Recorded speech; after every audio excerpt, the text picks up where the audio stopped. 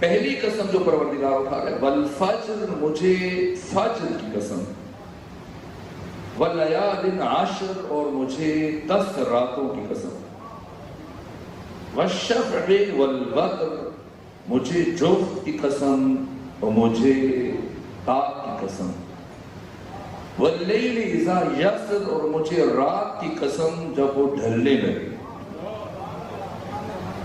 4 آیتوں میں پروردگار نے 5 قسمیں اٹھائی، اور 5 قسمیں کے بعد انسان الفیزہ لگا قسم الذی حجر، کیا ان میں سے کوئی ایک قسم نہیں جو عقلاء کو اپنی سمت متوجہ کرے، ان کے سوچنے کا سامان پیدا کرے۔ یہ 30 آیتیں، پہلی 5 آیات اور پھر آخر میں جو 4 آیتیں، فرمایا یا ایتھا النفس المطمئنہ، اے نفس مطمئنہ، ارجعی، الی ربک، اپنے رب کی طرف، راضیۃ مرضیہ، اس حال میں کہ تو اس سے راضی اور وہ تجھ سے راضی، فادخلی فی عبادی، تو میرے بندوں میں داخل ہو جا، وادخلی جنتی، اور میری جنت میں داخل ہو جا۔ وجود مبارک امام صادق نے اپنے صحابی ابو بصیر سے فرمایا،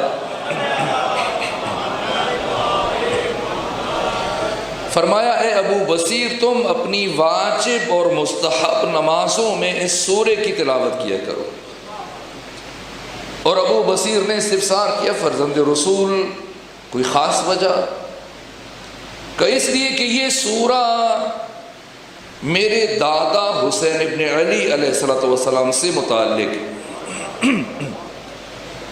عرض کیا، فرزند رسول، اس سورہ میں تو پروردگار قوم عاد، قوم سمود، فرعون اور فرعونیوں کے ظلم اور پھر ان کے انجام کو بیان کر رہا ہے، اس میں آپ کے جد کا ذکر کہاں ہے؟ تو امام نے فرمایا کہ یہ جو خدا فرما رہا ہے سورہ میں، یا ایتھا النفس المطمئنہ، اس نفس مطمئنہ سے مراد میرے جد بزرگوار حسین ابن علی علیہ السلام۔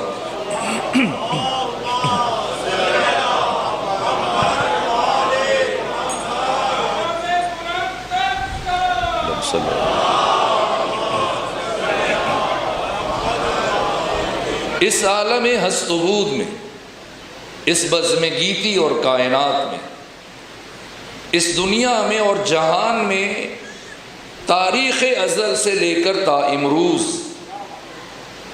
نفس مطمئنہ کا بارز ترین مصداق سرور و سالار شہیدان حسین ابن علی علیہ السلام۔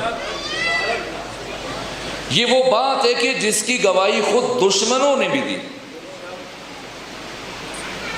اس لیے کہ اگر آپ کسی بھی یہاں اہل علم اور بامعرفت حضرات تشریف فرمائیں، اگر پوچھیں کہ علماء تشیع میں سے کس نے تاریخ لکھی، اور آپ ان سے پوچھ لیجئے کہ یہ جتنے بھی معروف ترین تواریخ کی کتابیں ہیں، طبری ہے، اسد الغابہ ہے، مروج الذہب ہے، تاریخ ابن خلدون ہے، تاریخ کامل ہے، البدایہ والنہایہ ہے، تاریخ مدینہ و دمشق ہے، تاریخ بغدادی ہے، تاریخ اسلام امام شمس الدین ذہبی کی، تاریخ یعقوبی ہے۔ یہ جتنی بھی کتابیں تاریخ پر آج تک لکھی گئیں 1400 سالوں میں، ان میں سے کوئی ایک لکھاری اور مصنف مورخ اس کا تعلق مذہب اہل بیت سے نہیں۔ در عین حال خود طبری نے بھی سید الشہداء سے متعلق جو کچھ بیان کیا ہے، یہ جملے لکھے، حتیٰ ابن عساکر نے لکھے، حتیٰ متعصب مورخ ہیں ابن خلدون جنہوں نے بنو امیہ کی شاہ پر تاریخ لکھی ہے، لیکن سید الشہداء کے تعارفات میں سب نے یہ بات لکھی ہے کہ وہ چیز جس نے دشمن کو روز عاشور ورط حیرت میں ڈال رکھا تھا، وہ حسین کا اطمینان تھا۔ یعنی جیسے جیسے وقت گزر رہا تھا، بجائے اس سے کہ حسین کے چہرے پر اضطراب اور نومیدی اور یاس اور پریشانی کے آثار نمودار ہوں، آپ کے چہرے کی طمانینت میں اضافہ ہوتا چلا جا رہا، اور مقابل میں 36,000 کا لشکر ہے دشمن کا، اور ان کی گھبراہٹ اور بے چینی میں اضافہ ہو رہا تھا۔ یہ چیز خلاف توقع ہے، اس لیے اس بات نے لوگوں کو متوجہ کیا، اہل علم اور اہل دانش کو۔ شہید مرتضیٰ مطہری نے بھی اس حوالے سے تفصیل سے گفتگو کی، اور حماس حسینی میں یہ جملہ تھا کہ روز عاشور جیسے جیسے قلب ناظرین حسین ابن علی پر مصیبتوں کے اور مشکلات کے پہاڑ ٹوٹ رہے تھے، ویسے ویسے حسین کے چہرے کی طمانینت اور اطمینان میں اضافہ ہو رہا تھا۔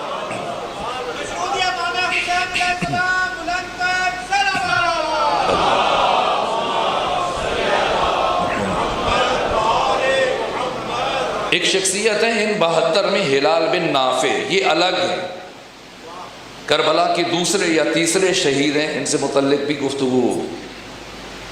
ایک الگ شخصیت ہے جن کا نام ہے نافع بن ہلال۔ یہ بہت ساری شخصیتیں ہیں جن کے نام کبھی کبھی آپس میں مخلوط ہو جاتے ہیں۔ ہلال بن نافع الگ ہے، نافع بن ہلال الگ ہے۔ نافع بن ہلال کو یزید ابن معاویہ نے شام سے کربلا بھیجا، اور اس مقصد کے لیے بھیجا کہ مجھے شبس ابن ربعی پر، عمرو بن حجاج پر، قیس بن اشعث بن قیس پر، محمد بن اشعث بن قیس پر، عمر ابن سعد پر، حرملہ پر، ان افراد پر 100% اطمینان نہیں ہے، ممکن ہے یہ افراد میرے ساتھ خیانت کر جائیں، ممکن ہے کہ عمر ابن سعد علی کے بیٹے کے ساتھ مل جائے۔ اس میں کہ اضطراب تھا، بے چینی تھی، اپنے اطمینان کے لیے اس نے نافع کو شام سے عراق بھیجا، اور یہ کہہ کر بھیجا اور یہ ذمہ داری دے کر بھیجا کہ تم حسین کے زیادہ سے زیادہ قریب رہنا، اور واپس آ کے مجھے بتانا شام میں کہ حسین کیسے تھے، اور حسین نے میرے مقابلے میں کیا حکمت عملی اختیار کی، اور میرے ساتھیوں نے اور میری فوج اور میری سپاہ نے کیا کردار ادا کیا، کس کا کتنا حصہ تھا حسین کے خلاف، اور حسین کے ساتھیوں کا کیا کردار تھا، بالخصوص حسین کو دیکھنا اور مجھے بتانا کہ حسین بولتے کیسے تھے، چلتے کیسے تھے، گفتگو کیسے کرتے تھے، اپنوں کے ساتھ کیا رویہ تھا، دشمنوں کے ساتھ کیا رویہ تھا۔ یہ تجسس تھا یزید ابن معاویہ ابن ابو سفیان میں، اور اس نے اپنے رپورٹر کو شام سے کوفہ بھیجا۔ 2 محرم کو امام حسین کے جسم سے کہ یہ مر جائے، اب اسے پانی پلایا جائے یا نہ پلایا جائے، اس نے زندہ نہیں بچنا، تو مجھے اجازت دے کہ میں پانی کے 2 گھونٹ لے آؤں ایک جام میں اور اس شخص کو پلا دوں۔ یہ سن کر عمر ابن سعد نے تعجب کیا، چونکہ عمر ابن سعد روز عاشور یہ قلب لشکر کا سردار تھا، اس کا میمنہ عمرو بن حجاج کے پاس تھا، میسرہ شمر ابن ذلجوشن کے پاس تھا، پیادوں کا سوار شبس بن ربعی تھا، سواروں کا جو سردار اور سالار تھا وہ عزرا تھا، اور یہ پورے میمنہ و میسرہ و قلب لشکر پر اس کے اشارے سے جنگ چل رہی تھی۔ عمر ابن سعد بن ابی وقاص کا بیٹا، اس لیے اس رپورٹر نے رجوع کیا اور کہا کہ مجھے اجازت دو کہ پانی پلاؤں۔ اس نے تعجب سے پوچھا کہ تمہیں پتہ ہے کیا بات کر رہے ہو؟ تمہیں یزید ابن معاویہ نے کس مقصد کے لیے بھیجا اور تو یزید کے سب سے بڑے دشمن کو پانی پلانا چاہتا ہے؟ یہ باتیں سنی اس رپورٹر نے تو کہا پریشان نہ ہو، ڈرو نہیں کہ میں شام میں جا کر یزید کے سامنے تمہاری شکایت کروں گا، نہ، اگر میں شام گیا اور یزید کے سامنے جانا ہوا تو میں وعدہ کرتا ہوں میں یزید کے سامنے تمہاری شکایت نہیں کروں گا، اور یہ بھی وعدہ کرتا ہوں کہ مال دنیا میں سے اس وقت تک جتنی دولت میرے پاس ہے اگر تو مجھے یہ کام کرنے دے تو سب کے سب میں تمہیں دے دوں. اس کا تعجب اور بڑا، حیرت بڑھی عمر ابن سعد کی. آخر ایسی کیا خاص وجہ ہے کہ تو ضمانت دے رہا ہے، میری شکایت بھی نہیں کرے گا اور مال دنیا میں سے سب کچھ اٹھا کے مجھے دینے کے لیے وعدہ کر رہا ہے، آخر اس کا تمہیں کیا فائدہ ہوگا؟ یزید کے دشمن کو 2 گھونٹ پانی پلا کے، جبکہ تو خود کہہ رہا ہے کہ اس نے زندہ نہیں بچنا. کیا جواب دیا؟ کہا کہ میں مسلسل 8 دنوں سے اس انسان کو مشاہدہ کر رہا ہوں، اور آج صبح سے جو میں اس انسان کے چہرے پر ایک نور اور طمانینت مشاہدہ کر رہا ہوں، مجھے یقین ہو چلا ہے کہ اللہ کا انتہائی خاص بندہ ہے، اور یہ اولیاء خدا میں سے ہے. اب اگر میں پانی کا جام لے جاؤں اور یہ مجھ سے پانی کا جام قبول کر لے اور 2 گھونٹ پانی پی لے اور ایک مرتبہ نگاہ کرم میرے چہرے پر ڈال دے، تو مجھے یقین ہے کہ پروردگار میرے پچھلے سارے گناہوں کو معاف کر دے گا اور اللہ جنت کو میرے اوپر واجب قرار دے دے گا. میں اس لیے چاہتا ہوں. یہ سنا عمر سعد نے کہا ٹھیک ہے جاؤ، تمہیں اجازت. اب اس نے جام لیا اور یہ دوڑا شط فرات کی طرف، اور جتنی دیر میں اس نے جام بھرا اور پانی لے کے پہنچا، اتنی دیر میں شمر ابن ذوالجوشن نے خود یا پھر عمر ابن سعد کے اشارے سے سید الشہداء کو شہید کر دیا. اور جب یزیدی فوج کا رپورٹر پلٹا تو اتنی دیر میں اس نے آقا کا کٹا ہوا سر آپ کے سینے پر رکھ دیا. لیکن جس بات کے لیے میں نے آپ کو زحمت دی، جو بات عجیب ہوئی، روز عاشور شہید مرتضیٰ مطہری نے لکھا کہ یہ اپنے ہاتھ میں پانی کا جام لیے ہوئے اسی طرح سے چلتا رہا اور ویسے ہی بڑھتا رہا، اور سید الشہداء سے قریب پہنچ کر اس نے پانی کا جام حسین کے کٹے ہوئے لبوں کے ساتھ لگا دیا، یہاں تک کہ وہ پانی زمین پر گرنے لگا. جب عمر ابن سعد نے یہ کیفیت دیکھی تو تعجب سے کہا کہ نافع، بھلا کبھی دیکھا ہے کہ کٹا ہوا سر بھی پانی پی سکتا ہے؟ جیسے اس نے یہ جملہ سنا حیرت سے مڑا اور موڑ کے جو جملہ کہا اے عمر ابن سعد، واللہ لقد شغلتنی نور وجہہ عن فکرت قتلہ. اے عمر ابن سعد، اللہ کی قسم، اس انسان کے چہرے کے نور نے اور طمانینت نے مجھے اتنا جذب اور مسحور کیا کہ میں یہ بھول ہی گیا کہ اس کا گلا کٹ چکا ہے. یہ حسین ابن علی ہے. اسی لیے میں نے عرض کیا کہ اس عالم ہست و بود میں تاریخ ازل سے لے کر آج کے دن تک نفس مطمئنہ کا بارز ترین اور کامل ترین مصداق حسین ابن علی علیہ السلام ہے. اس لیے امام صادق نے ابو بصیر سے فرمایا، اور خدا فرما رہے یا ایتھا النفس المطمئنہ ارجعی، لوٹا الی ربک، اپنے رب کی طرف، راضیتم مرضیہ. آپ کی اردو زبان میں کتاب ترجمہ ہوئی فلسفہ عشق کے نام سے، ایران سے چھپی، اس میں درج ہے کہ رضا، جو عشق کے 5 درجات ہیں ان میں سے بارز ترین جو نہائی درجہ ہے اس کا نام رضا ہے، یعنی انتہائی وفا، اس حال میں کہ تو مجھ سے راضی ہے اور میں تجھ سے راضی. فادخلی فی عبادی، تو میرے بندوں میں داخل ہو جا. یہ عجیب سند ہے. پہلے نفس مطمئنہ کہا پروردگار نے حسین ابن علی کو، اور اس کے بعد جو دوسری سند جاری فرمائی فادخلی فی عبادی. میں اب کیا معنی کروں عبادی کا؟ عبد کون ہوتا ہے تاکہ عبادی سمجھا جا سکے. میری مشکل مرحوم اقبال نے آسان کر دی، اب بتایا کہ عبد میں اور عبدہو میں کیا فرق ہے. مرحوم اقبال کا یہ شعر ہے، کہا عبد دیگر اگر حسین کو سمجھنا ہے اگر عبادی کو سمجھنا ہے تو اقبال نے قدر اس بات کو آسان کیا، کہا عبد دیگر عبدہ شیء دیگر، عبد اور ہے عبدہ اور ہے، اقبال کیا فرق ہے دونوں میں؟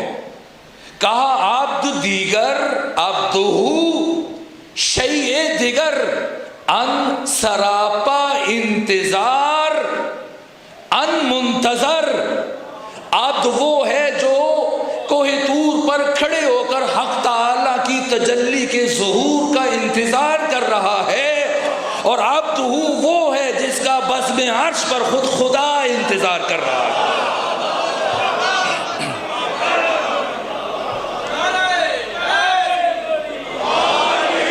فادخلی فی عبادی، میرے بندوں میں کون ہے؟ محمد مصطفیٰ، علی ابن ابی طالب، فاطمہ زہرا، حسن مجتبیٰ، میرے علاوہ یہ میرے بندے بھی آپ کے منتظر ہیں۔ فادخلی فی عبادی، تو میرے بندوں میں داخل ہو جائیے، وادخلی جنتی، اور میری جنت میں۔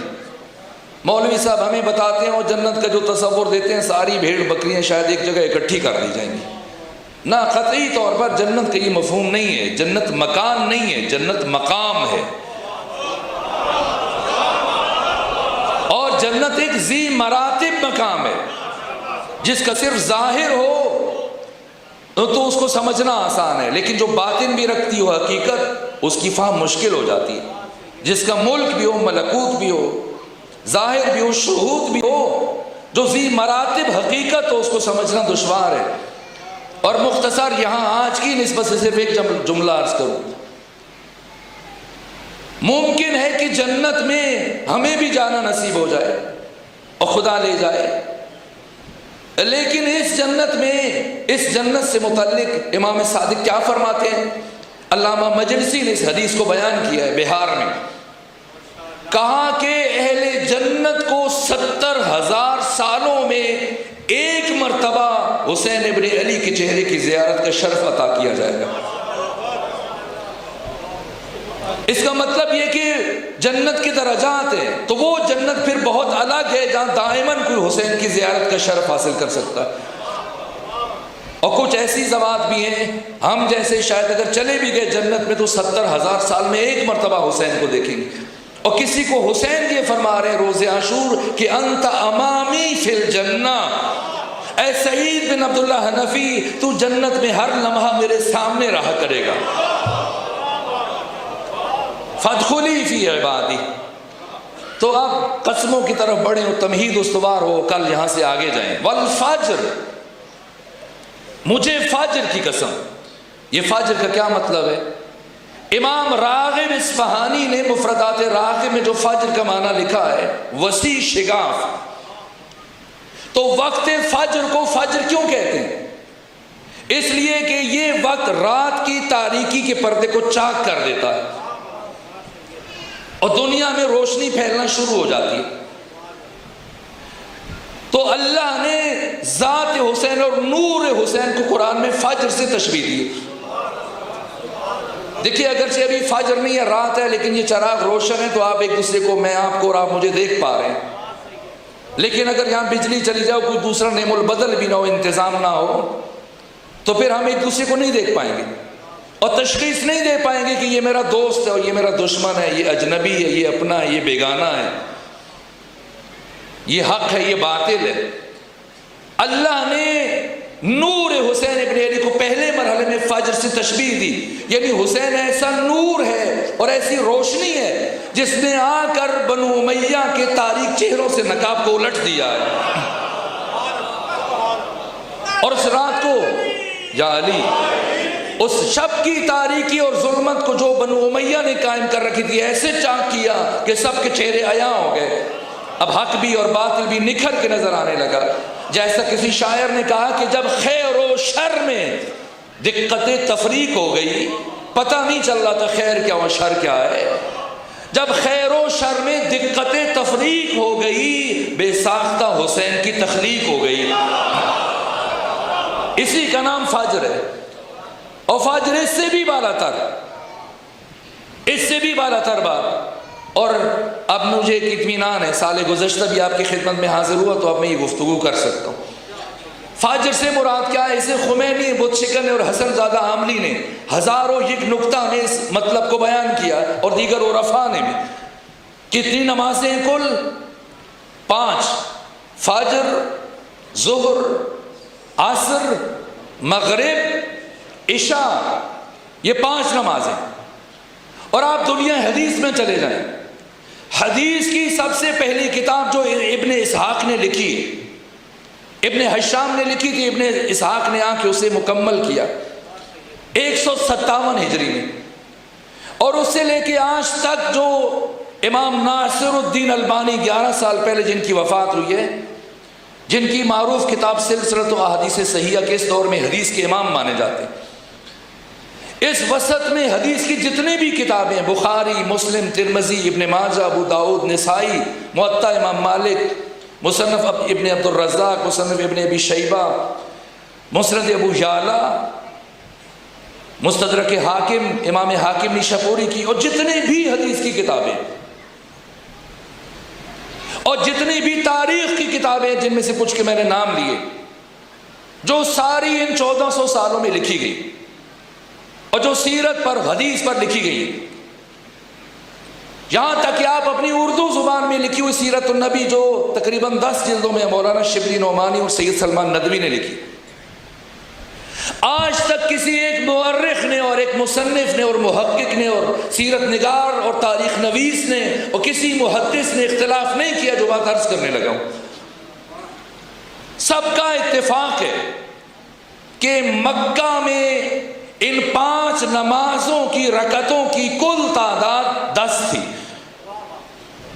یا اہل تسنن کی جو دینی مراکز ہیں وہاں چلے جائیے، یا اہل تشیع کے لاہور میں جو دینی مدارس اور مراکز ہیں، جا کے علماء سے استفسار کر لیجیے، ذمہ دار افراد سے.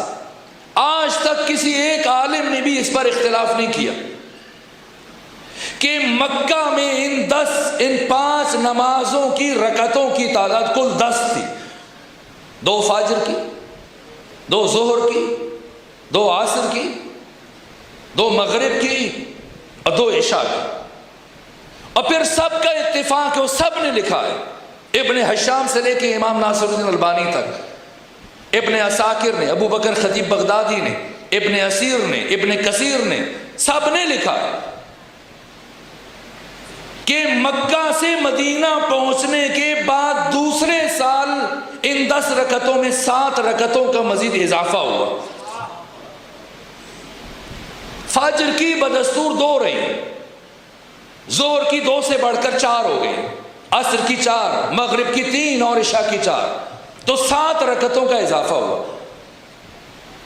تو سوال کیجئے خدائے حکیم سے، ہمارے ہاں احساسات، جذبات اور عواطف ہیں، جب بانٹ اور تقسیم ہو تو کسی کو کم دے دیں اور کسی کو زیادہ دے دیں. خدا کے ہاں احساسات، جذبات اور عواطف وجود نہیں رکھتے. جیسے ہمارے ہاں موڈ ہوتا ہے اور کیفیتیں ہوتی ہیں، اللہ کے ہاں کیفیتیں نہیں. اللہ سبحان ہے، اللہ کیفیتوں کا خالق ہے.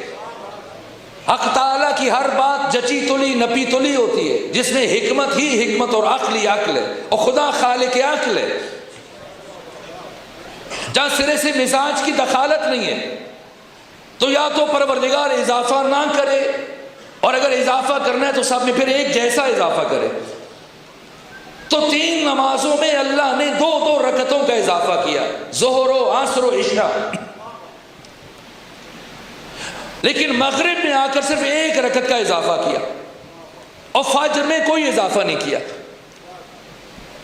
تو اس حقیقت کو خمینی، بت شکن اور عرفاء نے بیان کیا. کہا سب سے پہلے جو نماز مسلمانوں پر اللہ کی طرف سے فرض کی گئی یہ نماز ظہر ہے، اور نماز ظہر کی پہلی 2 رکعتیں اول جعل میں شعر مقدس نے انہیں مسلمانوں پر اپنی بندگی کے لیے فرض کیا. اور مدینے پہنچنے کے بعد پروردگار نے پھر ظہر کی ان 2 رکعتوں میں مزید 2 رکعتوں کا اضافہ کیا. یہ نماز اللہ کی ہے، بندگی اللہ کی ہے، لیکن ان 2 رکعتوں کے وجوب کا فلسفہ احترام مصطفیٰ اور عزت مصطفیٰ ہے. رکعتیں اعزاز مصطفیٰ کی تجلی کا مظہر ہے. یہ اعزاز مصطفیٰ میں حق تعالیٰ نے اپنی عبادت کو بشر پر واجب قرار دیا. اور عصر کی 2 رکعتیں جو بعد میں فرض ہوئیں یہ اعزاز مرتضیٰ کی تجلی کا مظہر ہے. اور مغرب کی 1 رکعت یہ اعزاز فاطمہ زہرا کی تجلی کا ظہور ہے. اور عشاء کی 2 رکعتیں یہ اعزاز حسن مجتبی کی تجلی کا مظہر ہے. لیکن فجر کی 2 رکعتوں کو حق تعالیٰ نے بدستور 2 ہی رکھا. کیوں؟ بشر کو سمجھانے کے لیے کہ جو کچھ خدا کا ہے وہ سب حسین کا ہے، اور جو حسین کا ہے وہ خدا کا ہے.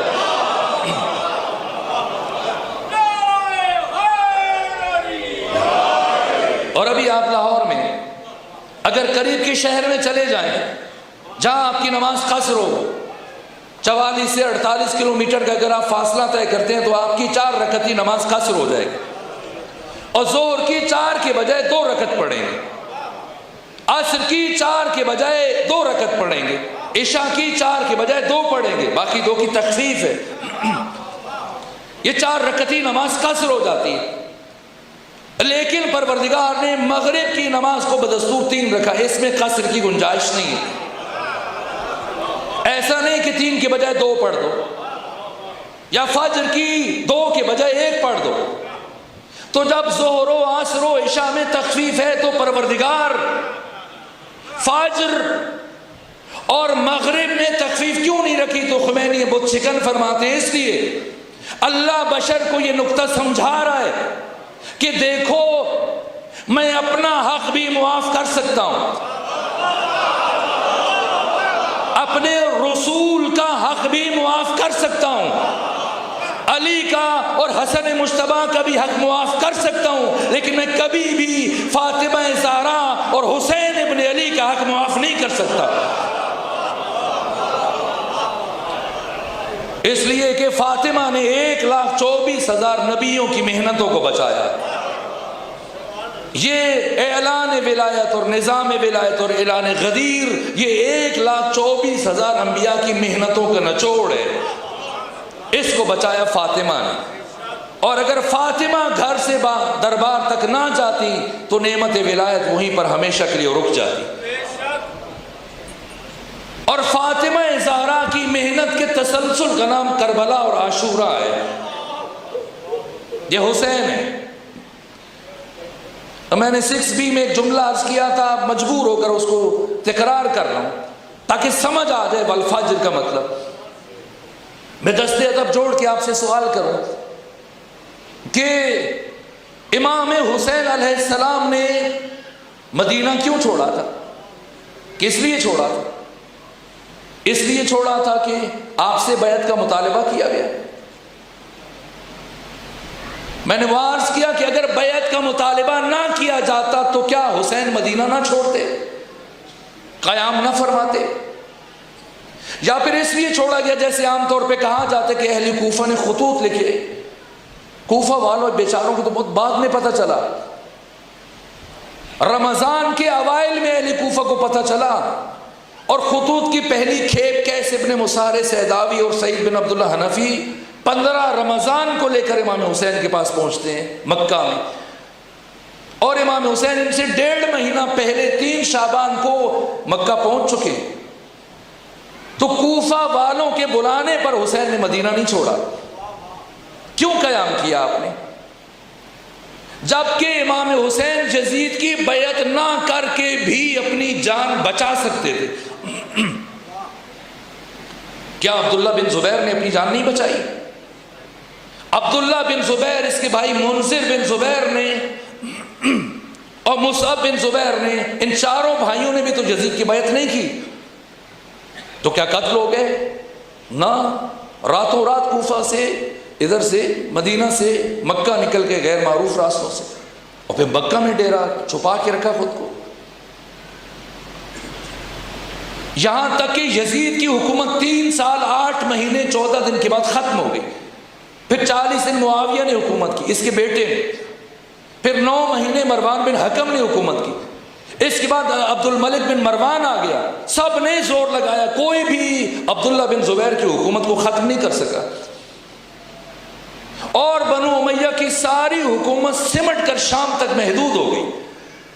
پورا حجاز، پورا مدینہ، پورا مکہ، طائف، بصرہ، کوفہ، عراق، ایران، مصر، سارے کا سارا عبداللہ بن زبیر کے پاس ہے، اور 11.5 سال تک عبداللہ بن زبیر نے حکومت کی ہے۔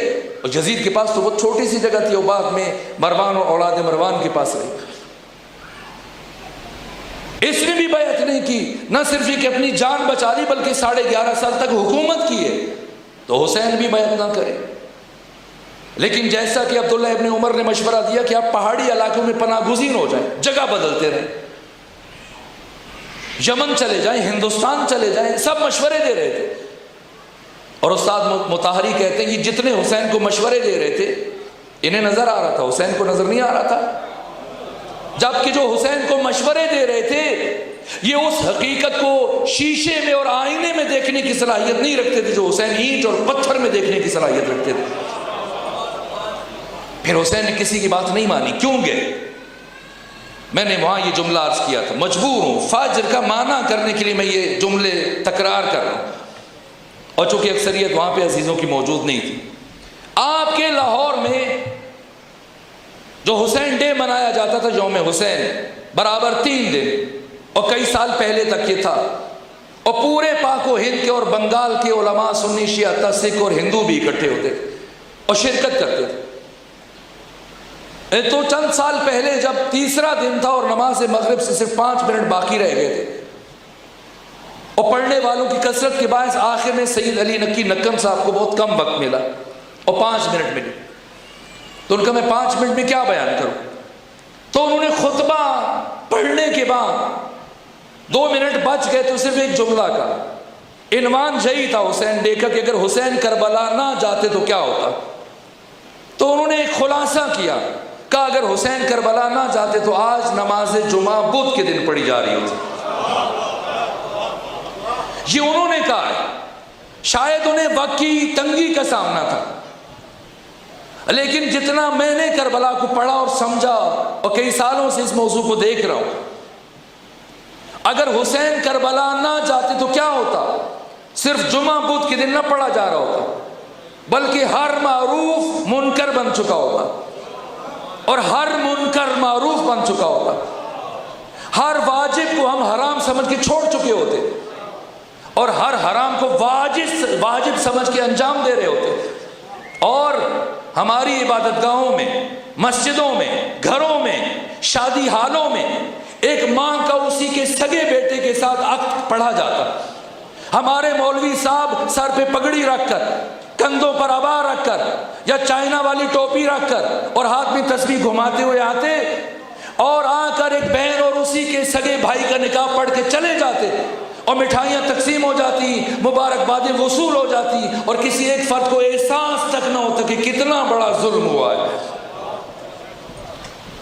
اگر حسین قیام نہ فرماتے تو جو بھی اپنے وجدان میں اور ضمیر میں انسانی قدریں محسوس کرتا ہے، اخلاقی قدریں محسوس کرتا ہے، حلال اور حرام کے تصور کا فرق رکھتا ہے، اپنے دل و دماغ میں ان رشتوں کی قداست کو سمجھتا ہے، بہن کو بہن کی نگاہ سے دیکھتا ہے، ماں کو ماں کی نگاہ سے دیکھتا ہے، زوجہ کو زوجہ کی نگاہ سے دیکھتا ہے، بیٹی اسے بیٹے کی شکل میں نظر آتی ہے، تو لازم ہے کہ حسین کا شکریہ ادا کرے۔ ہر فرد مدیون اور مقروض ہے حسین ابن علی کا، لیکن حسین کسی کی بھی مقروض نہیں، کسی کی مقروض نہیں۔ 1,24,000 انبیاء مدیون اور شکر گزار ہیں حسین کے، سب کی محنتوں کو بچایا، لیکن حسین کسی کی ممنون نہیں۔ ہاں، ایک ہستی ہے کہ حسین بھی اس ہستی کا شکریہ ادا کرے، اور صرف حسین نہیں، ان 12 نے اس شخصیت کا شکریہ ادا کیا، بلکہ حسین سے لے کے امام زمانہ تک ہر امام کے کلمات مل جائیں گے، یہاں تک کہ زمانے کے امام آیت اللہ مرشی نجفی فرماتے ہیں کہ مجھے آقا امام زمانہ خواب میں آئے اور مجھ سے کہا مرشی جاؤ، قوم کی فلاں گلی میں ایک گھر ہے، اس گھر میں ایک شاعر رہتا ہے، اس شاعر کو میرا سلام پہنچاؤ اور اس سے کہو کہ رات جو اشعار تم نے لکھے ہیں زمانے کا امام تمہارا شکریہ ادا کرتا ہے۔ مرشی میری طرف سے اس شاعر کے ہاتھوں کا بوسہ لے۔ آیت اللہ مرشی کہتے ہیں میں گیا اس شاعر کے پاس، دق الباب کیا اور عرض ادب کیا، امام کی طرف سے سلام پہنچایا، دست بوسی کی، شکریہ ادا کیا، پلٹنے لگا تو میرے دل میں یہ خیال آیا کہ بھلا وہ کیسے اشعار ہیں جن کے لیے زمانے کا امام اس شاعر کا شکریہ ادا کر رہا ہے۔ میں نے کہا اگر مناسب سمجھو تو وہ کلام اٹھا کے لے آؤ تاکہ میں بھی دیکھوں کیسا کلام ہے۔ اب جو شاعر کلام اٹھا کے لایا تو اس کا سب سے پہلا شعر یہ تھا، سر نئی در نئی نوا می ماند اگر زینب نبود، کربلا در کربلا می ماند اگر زینب نبود، کربلا کربلا ہی میں رہ جاتی اگر زینب بنت علی نہ ہوتی۔ انبیاء کی محنتوں کو بچایا حسین ابن علی نے، حسین کی محنتوں کو کون بچائے؟ یہ کام زینب بنت علی نے کیا۔ کتنا مشکل تھا حسین ابن علی کے بغیر جینا۔ میں نے مقتل کی کتابوں میں دیکھا شب عاشور یہ بی بی بار بار بے ہوش ہو رہی تھی، یہ تصور کر کے کہ کل کے بعد اپنے حسین جیسے بھائی کو نہ دیکھ پائیں۔ اور آخری مرتبہ جب حسین اپنی خواہر گرامی زینب بنت علی کو ہوش میں لائے، فرمایا زینب آپ علی کی بیٹی ہیں، آپ کو علی کی شجاعت چاہیے، اگر آپ نے معمولی کمزوری کا مظاہرہ کیا میری محنت ضائع ہو جائے گی۔ وہ بی بی جو حسین کی شہادت کا تصور کر کے بار بار بے ہوش ہو رہی تھی، روز عاشور چند قدم کے فاصلے پر 13 ضربوں سے اپنے بھیا کو ذبح ہوتے ہوئے دیکھا لیکن زندہ رہی۔ کیوں زندہ رہی؟ اس لیے کہ اب بھائی کی محنتوں کو بچانا ہے۔ سب سے بڑی قربانی جو حسین کی محنت کو بچانے کے لیے اور بشریت کی قدروں کو اور غیرت انسانی کو بچانے کے لیے ثانیہ زہرا نے پیش کی ہے، وہ ثانیہ زہرا کا حجاب اور آپ کی چادر ہے۔ میرے عزیزو یہ بات میں نے کبھی نہیں کی لیکن اس کو میں نے چند کتابوں میں دیکھا ہے اور سند کے ساتھ دیکھ کے عرض کر رہا ہوں، بیویوں نے روز عاشور ایک مرحلے میں آ کر ہاتھوں میں پتھر لیے اور پتھروں کا ماتم کیا۔ وہ کون سا مرحلہ تھا؟ وہ مرحلہ وہ تھا جب ان بیویوں کے سروں سے چادروں کو چھینا جا رہا تھا، یہاں تک کہ شمر ابن ذوالجوشن آگے بڑھا، ثانیہ زہرا سے کہا اپنی چادر اتار دیجیے، فرمایا زندگی میں اپنے ہاتھ سے چادر نہیں اتاروں گا۔ اس شقی نے نیزے سے چادر اتاری اور جب نیزہ مارا تو بیوی کا سر بھی شکافتہ ہوا اور خون کا فوارہ چھوٹا۔ میرے عزیزو بشریت اور کائنات کے باضمیر انسان قیامت تک اس درد کو کبھی فراموش نہ کر سکیں گے۔ اگر حسین کی شہادت کو بھول جائیں ثانیہ زہرا کے حجاب کو کبھی نہیں بھولیں گے۔ کتنا مشکل ہے ثانیہ زہرا کا ننگے سر یزید جیسے شرابی کے دربار میں جانا، کتنا مشکل ہے۔ میں نے روایتوں میں پڑھا جب ثانیہ زہرا آپ سے کہا گیا، سیدہ زہرا کو مولا متقیہ نے جب غسل دیا، کفن پہنایا اور اس کے بعد باری باری بچوں سے کہا کہ آ کر آخری مرتبہ اپنے ماں کے چہرے کی زیارت کی۔ سب سے پہلے حسن آئے، پھر حسین آئے اور پھر ثانیہ زہرا سے کہا گیا اے زینب بنت علی آئیے آ کر اپنی ماں کی چہرے کی زیارت کر لیجیے۔ جیسے یہ پیغام ملا فرمایا فضا پہلے بابا سے کہیں اس حجرے سے باہر چلے جائیں، اس لیے کہ میں اپنی ماں کی میت پر سر سے چادر ہٹاؤں گی اور مجھے بابا کی موجودگی میں آتے ہوئے شرم محسوس ہوتی ہے۔ ارے جو 6 سال کی عمر میں اپنے بابا کے سامنے آتے ہوئے شرم محسوس کر رہی ہے، اللہ جانے یزید جیسے شرابی کے دربار میں کیسے آئی ہو۔